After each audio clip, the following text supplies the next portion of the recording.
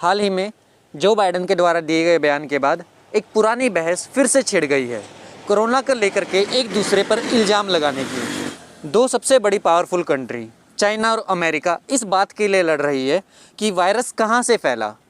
America फिर से ये इल्ज़ाम लगा रहा है, जैसा कि जो बाइडेन और वहाँ के हेल्थ मिनिस्टर जेवियर बसेरा ने कहा है कि हो सकता है कि ये वायरस चाइना की किसी लेबोरेटरी में तैयार हुआ है और उसे पूरे विश्व में एक बायोलॉजिकल वेपन की तरह इस्तेमाल किया गया है। इस चीज़ के बारे में चाइना के मंत्री का भी यही कहना है कि हो सकता है कि ये वायरस अमेरिका की किसी लैब में तैयार हुआ हो और उन्होंने पूरे विश्व में बायोलॉजिकल वेपन की तरह इस्तेमाल किया हो। जेवियर बसेरा ने WHO को ये कहा है कि कोरोना वायरस कहाँ से फैला, इसकी जांच का अगला चरण निष्पक्ष और पारदर्शी होना चाहिए। कोरोना वायरस के अगर पहले केस की बात करें तो दिसंबर 2019 में चाइना की किसी फ़िश मार्केट में पाया गया था। उसके बाद से जिस महिला में ये वायरस पाया गया था उसके साथ क्या हुआ, उसका ट्रीटमेंट कैसे हुआ, उसके बारे में किसी को खबर नहीं है। अलग अलग बातें अलग अलग अखबार के द्वारा कही जा रही है कि चाइना ने उस महिला को गायब कर दिया, उसके परिवार को गायब कर दिया। इसी तरीके से एक बड़ी खबर तब सामने आई थी जब 7 फरवरी 2020 को डॉक्टर ली वेलियंग की डेथ हो गई थी। डॉक्टर ली वेलियंग उन पहले डॉक्टर में से एक थे जिन्होंने सबसे पहले कोरोना वायरस के बारे में अपने सहकर्मियों को ये पत्र लिखा था कि किसी तरह का एक वायरस है जो कि सार्स से मिलता जुलता है और ये बेहद खतरनाक है, आप प्रोटेक्टिव क्लोथ्स पहनना शुरू कर दीजिए। इस बात को लेकर के 30 दिसंबर 2019 को चाइना की पुलिस ने उन्हें नोटिस भेजा था कि आप अफवाह फैलाना बंद कीजिए। साथ ही साथ और लोगों को भी नोटिस भेजा गया जो कोरोना के बारे में बात कर रहे थे। जिस तरीके से हम सब जानते हैं कि चाइना जो है बड़ा ही डोमिनेटिंग कंट्री है इन्फॉर्मेशन ना देने के मामले में। हम और आप इन्फॉर्मेशन के मामले में अब तक बेहद आज़ाद हैं, लेकिन चाइना में ऐसा बिल्कुल भी नहीं है। द वॉल स्ट्रीट जर्नल ने जब खबर छापी कि चाइना में एक वायरस का इजाद हुआ है जो अब पूरी दुनिया के लिए ख़तरनाक साबित हो सकता है, इस बात पर एक्शन लेते हुए चाइना ने द वॉल स्ट्रीट जर्नल के 3 पत्रकारों को अपने देश से निकाल फेंका था। इसके जवाब में अमेरिका ने चाइना के बहुत सारे पत्रकारों को अपने देश से निकाल दिया। फिर इसके रिस्पॉन्स में अमेरिका के बाकी मीडिया हाउस के पत्रकारों को भी चाइना से निकाला गया था।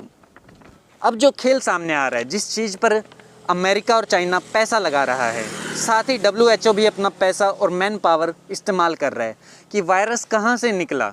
यह किसी लेबोरेटरी से निकला हो सकता है। WHO का कहना है इस बारे में कि इसका बड़ा ही रेयर चांस है।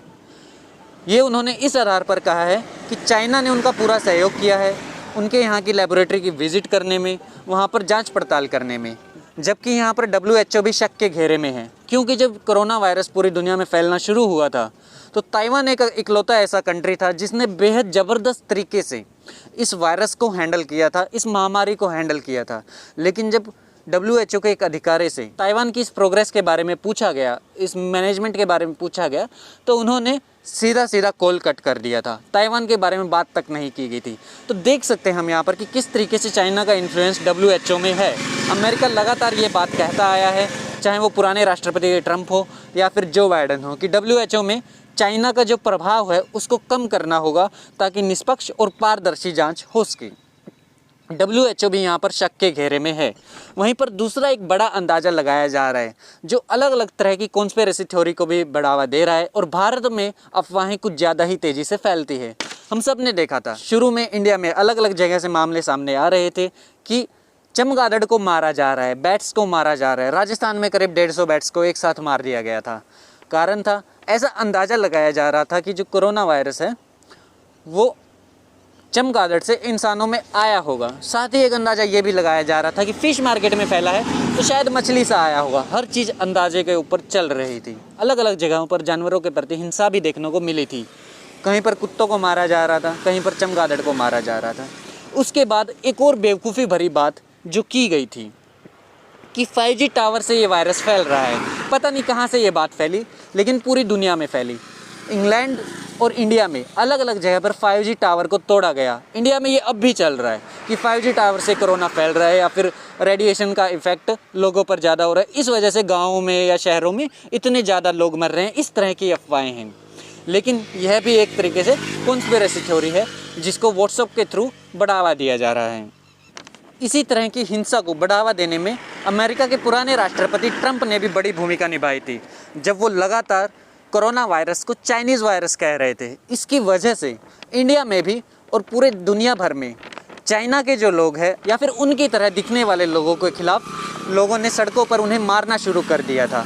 भारत में भी ऐसे कई मामले देखने को मिले थे जब लोगों ने इंसानियत से नीचे उतर के बड़ा ही बदसलूक व्यवहार किया था कई लोगों के साथ। दिल्ली में या अलग अलग जगहों पर जो नॉर्थ ईस्ट भारत के हैं उन्हें चाइनीज़ वायरस, कोरोना वायरस कह करके ह्यूमिलेट किया गया था, कुछ जगहों पर पीटा भी गया था। तो इस तरह की नफरत फैलाने के लिए भी ट्रंप जैसे लीडर जिम्मेदार हैं।